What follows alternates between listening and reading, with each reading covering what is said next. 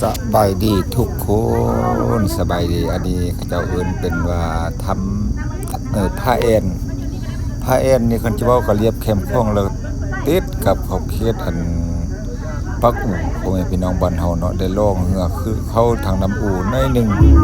วิทย์จากน้ำคลองมันเป็นยืงขึ้นอันนี้เป็นทำผ้าแอนพ่อแม่พี่น้องบ้านเฮาให้พ่อแม่พี่น้องเบิ่งนี่ก็ความเขียวสดงดงามธรรมชาติผ้าแอนอันนี้จะเป็นเรียบชายคลอง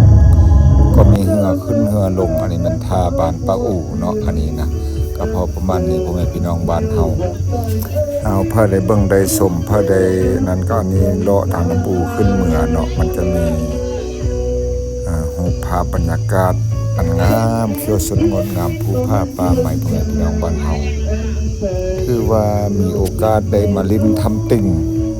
แล้วก็มาลิ้นทางเขตปักอู่แห่งนี้เนาะให้พ่อแม่พี่น้องได้เบิ่งได้ชมได้ความเขียวสดงดงามของผ้านี่เป็นผ้ามังหินธรรมชาติงามตัวพ่อแม่พี่น้องบ้านเฮาเนาะ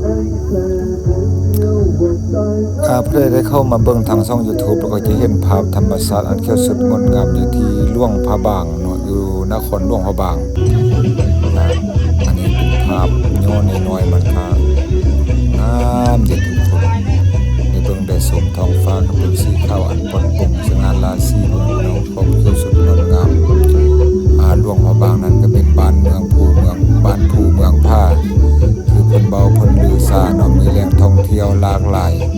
หลายบอนหลายแห่งหลายที่หลายจุดสินซะก็ว่าไป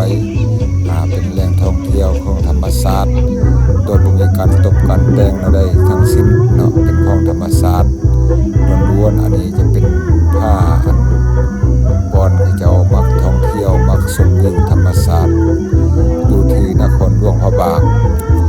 ก็จะแม่นเนื้อเมืองไปทางพุ่นไปทางปักอู่เนาะบางพี่น้องสังที่เว้าแล้วก็กองเคลื่อนไฟฟ้าแถวนี้เป็นมอที่ฮอดมันก็จะเห็นเคลื่อนไฟฟ้าแล้วอันนี้ก็เป็นเรียบตามน้ำคลองภูผามันไปตามแนวนี้พ่อแม่พี่น้องบ้านเฮาความงามฉะนั้นจะได้รีวิวให้พ่อแม่พี่น้องได้เบิ่งได้ชมโอ้ยความจบความงามพ่อแม่พี่น้องบ้านเฮางามเอาแท้เอาว่าจนว่าละเรื่องจนบ่ได้ความคิดฮอดคิดถึงเห็นแล้วก็บ่อยากเมื่ออยากไปแสดงก็อยากชมอยู่ธรรมชาติอยู่แต่ว่าเหือพาล่องพานี่